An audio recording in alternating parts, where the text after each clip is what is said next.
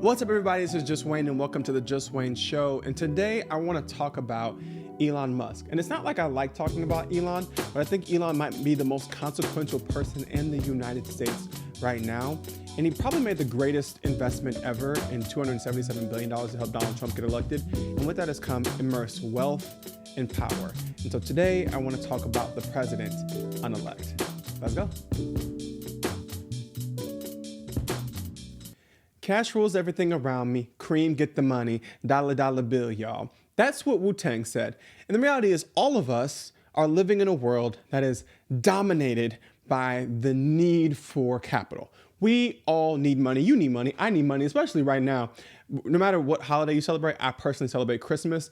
And I went to the store yesterday, and when my bill came up at Target for the supplies I bought, which was like Christmas pajamas and ugly Christmas sweaters and some last minute gifts for the kids, that thing came up and I was like, when, where, how, Sway? Like, the reality is, for so many of us, money means different things. I know for me, money equals some freedom. It's the freedom to not be held down by certain barriers. I don't need the most money. I just really want enough money to not have to think about money. Does that make sense what I'm saying? Like, I think there are people whose lives are driven and obsessed with money. I don't want that to be my life. I want to just not think about my bills. I want them to just happen, to be taken care of, for them to be okay. For me to not have to think about, oh, can I go do this thing? And when I say this thing, I don't mean I want to spend 21 days in Europe. I mean, like, I'm taking my kids to Disney next year. I just want enough money to be able to do that and not think it's going to have an impact on my bills. That is the plight and reality for the majority of us. And the American dream was, for a long time, to become middle class. That was the objective, was to get to a spot where you had a spouse, a house, 2 kids, a dog, a white picket fence, and a nice neighborhood. And that dream of the middle class has been shellacked majorly by corporations, private equity firms, and billionaires. While the United States government has blamed immigrants, poor people, people on social programs. Like, the reality is the people who actually can't do it are taking the blame. And we're taking the hit financially so that some people with an unimaginable amount of wealth can grow that level of wealth to new levels of unimaginable, because money is a social construct. Now, let me pause right here for a second. When I say that something is a social construct, I don't mean that it doesn't have value, that it's not real, that it's not meaningful. Actually, a social construct is the value and meaning that we as a society have placed on a thing, and the systems and structures that we build as a result of the meaning we've placed on it. So, for example, race is a social construct. There is value and meaning that we have assigned to the color of one's skin and the nation of one's origin. And we've built systems and structures around the meaning that the society as a whole has placed. And so money, for example, I think I have like $25 in my wallet right now. And those pieces of paper have value because we have assigned value to it. Now, there's a part of me that's frustrated with that. We are sacks of cells who live on a floating rock that is hurling itself through the universe, circling a giant star. And for some reason, when we should be just enjoying the world and all that nature has, we decided to have bills, money, credit, and jobs. So we have constructed this idea of money. We have expanded it to the point now where it feels imaginary. When we talk about people's net worth, we're oftentimes talking about physical property and how much value we're assigning to that property, and then stocks, investments, and the speculation for how much that thing would be worth if it were sold outright, outright. If that thing was sold outright, how much it would be worth, which is funny because if it was sold outright, it would tank the value of the thing. But that's a whole nother conversation for a whole nother day with a guest that is way smarter about that than I am. But for today, I want to talk about Elon Musk. And Elon Musk just yesterday, today is December 19th, so on December 18th, it was reported that his net worth reached $500 billion with the B. Just for context, $500,000 would change my whole life right now. My whole life would change. My life would never be the same, right? $500 billion is not even conceivable. It's unimaginable. And that number, the 500 billion, is 100 billion more than his net worth was reported to be just last week. Since the election, it is reported that Elon Musk's wealth has grown by over $170 billion. In the last 7 weeks. Now, Elon invested $277 million in getting Donald Trump elected. And I personally think that is one heck of an investment.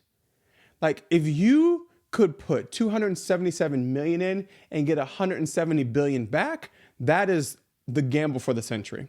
I did the math on it, and it is 0.05% of his net worth. So let's just say you have $100,000. That is the equivalent of $50 to $100,000. Think about that for a second. Think about what $50 is to $100,000. That's the drop in the bucket in the grand scheme of Elon's net worth that he put in to explode his wealth over the last several weeks. Part of that is Tesla stock going up. Part of that is he now has access to a lot of different things because for Elon, money equals power. And like I said, I think money means different things for all of us, but for Elon Musk specifically, he wants to use the money he has in order to expand the reach and power that he has. It's not just that he wanted to explode his wealth and become even wealthier as the wealthiest man on earth. Like, you're already billions of dollars ahead of your competitors in regards to your overall wealth. But he wanted to leverage this into power. And the power that Elon Musk is operating in began when Donald Trump assigned him and Vivek Ramaswamy to be in charge of the Department of Government Efficiency. Now, a couple things about this. The Department of Government Efficiency is not real.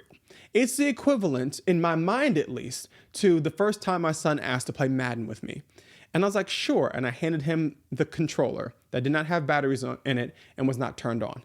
And he was for sure that he was cooking because he's like, you see that move, Dad? You see that move? And I was like, yeah, dude, you got it. You're doing such a good job, right? Son, you doing a good job. Son, you doing a good job. Like, it was a fun interaction, but he wasn't actually playing. The Department of Government Efficiency doesn't exist. Congress has to establish departments. So in essence, you just have Elon Musk and Vivek Ramaswamy running around doing interviews talking about how they want to slash 75% of the federal workforce. Vivek Ramaswamy said, maybe just a thought experiment. What if we just went in and said, if your social security number ends in an odd number, then today's your last day. And then we come in the next day and we go, if your social security number begins with an odd number, today's your last day. He's like, now we've cut 75% of the workforce and we're not going to get sued for racial or sexual discrimination. And I was like, you can't cut 75% of the federal workforce and just turn around and think everything's going to be good. And maybe that's an episode I'll do if these plans ever start to see light of day. But there are millions of people who work for the federal government. And just to be like, sorry, also, we're doing this for the economy is silly. It's silly. And for the record, when Elon took over Twitter, he cut staff and it failed.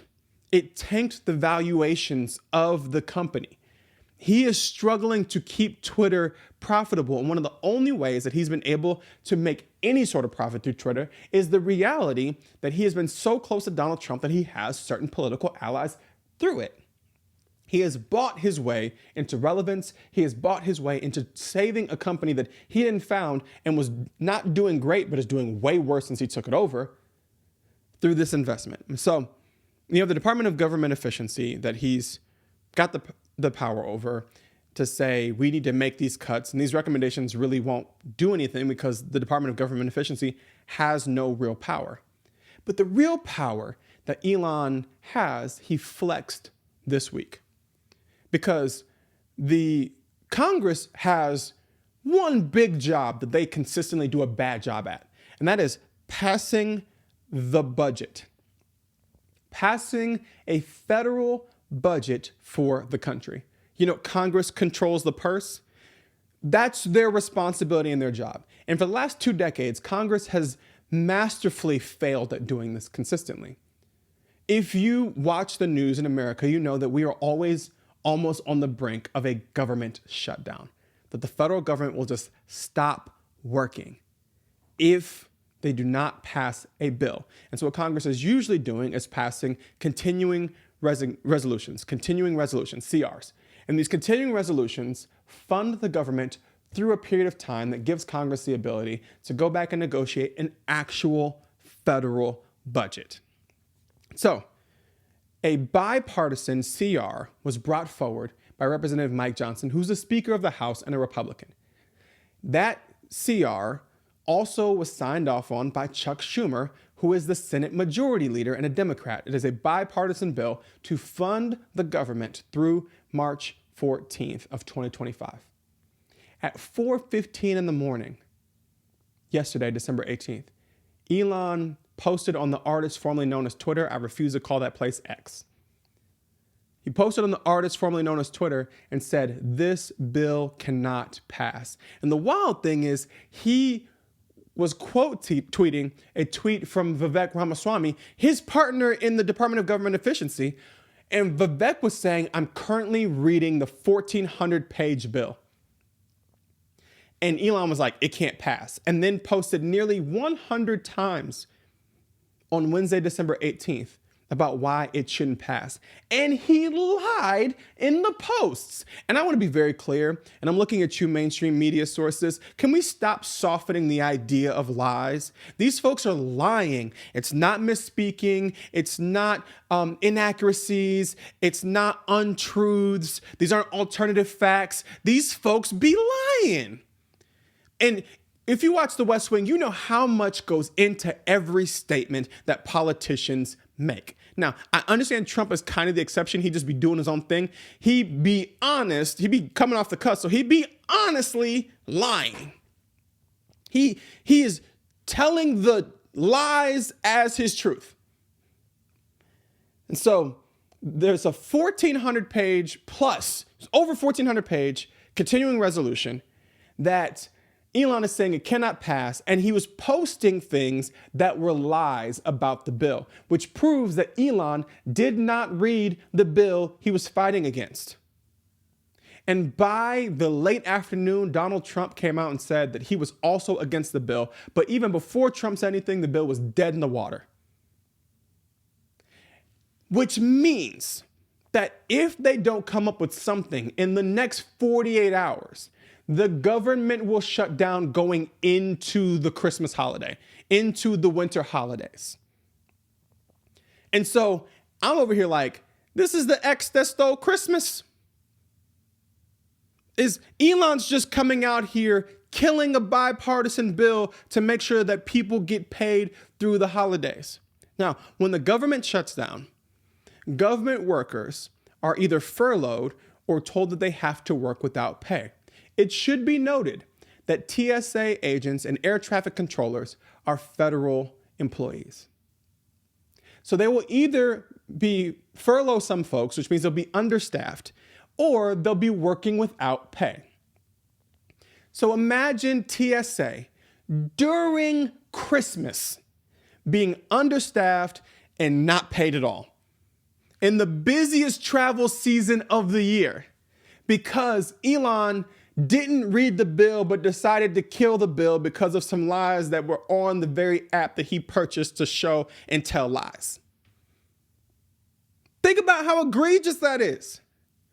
Now, there was a post on the artist formerly known as Twitter about how we need to go through financial hardships, that there needs to be a massive crash in the economy, and that people need to experience layoffs and to not make money, that the entire thing needs to fall apart. And out of the ashes of it falling apart, there will be a better appreciation for the economy that comes about because of it. And Elon has said that is exactly what needs to happen. Elon quote tweeted that tweet to say, this is what needs to happen. There needs to be severe financial hardships for everyday Americans in order to get to the vision of the financial future that Elon Musk thinks America should be. So it makes perfect sense that Elon is totally okay with closing the government going into the holidays, seeing people furloughed. And then he went further, because someone tweeted and said, we should just close the government and keep it closed until Donald Trump becomes president. He was like, that's true. That's what we should do. And so his suggestion is that we close the government and see people who work for the federal government not paid for an extended period of time in order for the government not to function until Donald Trump becomes president. And even then, they'd have to bring in a new Congress for free. They'd have to do the inauguration with no money in the budget. And after all of those things happen, the Congress would still have to come in and pass a bill. And what's wild is not only is this an issue for everyday Americans who will be traveling or wanting to go to parks or wanting to enjoy what the federal government provides through the taxes that we all contribute. And not only is it an issue for the federal workers who would be not getting paid during the holiday season, but this is an issue for Representative Mike Johnson, who's the Speaker of the House, because there will be a call for him to be ousted as Speaker. And when that call comes from inside the House, mind you, and what's funny about that, I'll get back to that point in a second, is Mike Johnson has been on tour with Donald Trump, going to all these different games and events and venues and being on all these airplanes and being like, yeah, guys, look at me. I'm with my buddy Trump. And despite all that, Trump didn't pick up the phone and call Mike Johnson and figure this thing out. He let Elon take the lead in destroying this bill that Mike Johnson presented to the House. He cut that man down. And this is the crazy thing, is that this will continue to happen because Donald Trump don't care nothing about anybody ever except for himself and what makes him look good at any given moment. And Elon does not care about anything, anywhere, ever except for his wealth and how to expand and extend that, which is the reason why we have worked really hard over the course of the last 200 and almost 50 years to ensure that the presidency is not a place to gain wealth, to ensure that people are not in these spaces looking to gain personal success, but doing it for the sake of the people. And yet here we are with Donald Trump and Elon Musk. When the call comes from inside the House to oust Representative Mike Johnson, Hakeem Jeffries, a representative and the leader of the House minority, Democrats, has said, we're not going to help you, homie. Y'all following Elon. And so when that call comes to oust Representative Mike Johnson, Senator Rand Paul said, well, what if we just make Elon Musk the Speaker of the House? Because the Speaker of the House does not have to be an elected representative. I just want to throw out there that Matt Gaetz proposed that Donald Trump be the Speaker of the House after Donald Trump had lost the 2020 election. And I'm wondering, when was Elon ever on the ballot? Elon Musk admits that he never really even voted until recently. He came here illegally, overstayed a visa. He was in an immigration gray area, while at the same time saying that these new immigrants are poisoning the blood of this country. When was Elon on the ballot? He never was. He bought his way into this power. This is why you're seeing such class solidarity begin to rise up. This is why something like TikTok is a threat, where we actually have the democratization of voice. There's no social media app that democratizes voice in the way that TikTok does because of its algorithm. And even if it gets sold to an American company, the algorithm doesn't belong here and will lose the algorithm that has led to the democracy of our voice. We're seeing in the music scene, Universal go and gobble up these smaller entities, crushing independent artists and making it more difficult to actually enjoy music outside of their conglomerate. We're seeing in college athletics that private equity groups are looking to go in and buy up athletic departments. And so when all of that's happening, when we're awaking to all the things that are happening around us and we see class solidarity, it makes total sense in that context that New York would say that Luigi Mangione was a terrorist. Because we sympathize with Luigi because we understood. Now, I'm not calling for violence. Let me be extremely clear. I would never call for violence. I think that there was sympathy because we understand that they don't really care about us. Like, we understand this reality. And Elon Musk was able to buy his way into the government that impacts us in a way that it doesn't impact him. And that is just one example of the multiplicity of ways in which billionaires and corporations have stripped us from our ability to have life, liberty, and the pursuit of happiness. And so the thing that we need to collectively do is we need to stay woke. And I know woke has become a slur, especially by conservative white folks, but all it simply means is be aware of the systems and structures that are created in ways that are prejudiced against and excluding of everyday people. Insert the marginalized group. We need to keep our collective eyes open and try to find the best ways to push against these systems and structures as they are being openly sold to the highest bidder against our will. We have to stay woke. We have to talk to each other. We have to recognize that it's us as the majority of Americans versus the very few who are trying to make up this unimaginable amount of wealth. It's unfathomable to have $500 billion. I don't even think I could wrap my head around having $500 million, and let alone that level of wealth, and then looking at us and saying the government can close whatever. Like, to look at us and go, some of you may die, but it's a risk I'm willing to take. That's in essence what's happening. And we have to keep our eyes open. We have to continue to find spaces to get this information out, especially as Donald Trump is talking about suing anyone who speaks against him. I was like, dog, I'm finna be on the ops list. I didn't make Drake's ops list, so I figured I'll make Donald's. And the reality is, besides staying woke, one of the things I'm committed to doing is pointing out at every chance I get who's really in charge and just poking at it. Because one of the greatest con artists of all time is Donald Trump, but he's getting conned by Elon. He's getting hustled. And so I'm going to continue to refer to Elon Musk as the brainchild, as the smart one, as the brains of this operation, as the wealthier of those two. And like, I'm going to continue to raise this idea up because Donald's ego can't handle it. Maybe he'll kick in and do something different. But until then, I will consistently say that Elon Musk right now is our president unelect. Thanks for coming to my TED Talk.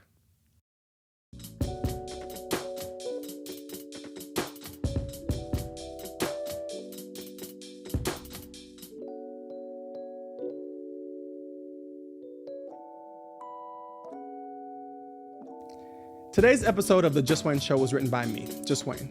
Our theme music is a song called Attention that's also by me, Just Wayne. If you like the show, please take a second, like it, rate it, and share it with somebody. We have to continue to find all the different ways that we can to elevate these types of voices. Not just my own, but if there are other podcasts you like, please share them with your friends. You can also find me on socials. It's Just Wayne Creative on all social media platforms. I'll see you all next Monday, and until then, thanks for coming to my TED Talk.